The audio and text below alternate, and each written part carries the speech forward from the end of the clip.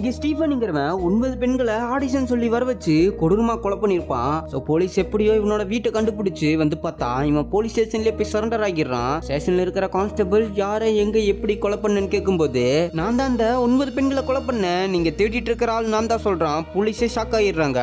கோர்ட்ல ஜட்ஜி இவனுக்கு mental examination ரிசல்ட்டை சப்மிட் பண்ண சொல்லி சொல்றாங்க. இவனை விசாரிக்கும் போது தான் அவனோட சின்ன வயசுல அவன் அம்மா சின்ன வயசுங்களுக்கெல்லாம் பயங்கரமா அடிச்சு கொடுமைப்படுத்தி இருக்காங்க. அப்படியே பல வருஷம் கழிச்சு இவனுமே வளர்ந்து பெரிய ஆள் ஆகுறான். ஒரு நாள் இவனுக்கு ஐடி கம்பெனில வேலை கிடைச்சிருக்குது. அத அவன் அம்மா எப்படியோ கண்டுபிடிச்சிருக்காங்க.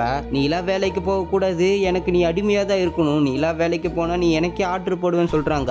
அம்மா நான் அப்படிலாம் பண்ண மாட்டேமா, உனக்கு ஹெல்ப்பா தான் இருப்பேன்னு எவ்வளவோ சொல்லி பாக்குறான். ஆனா இவங்க ஜாயினிங் லெட்டரை கிழிச்சு போட்டுறாங்க.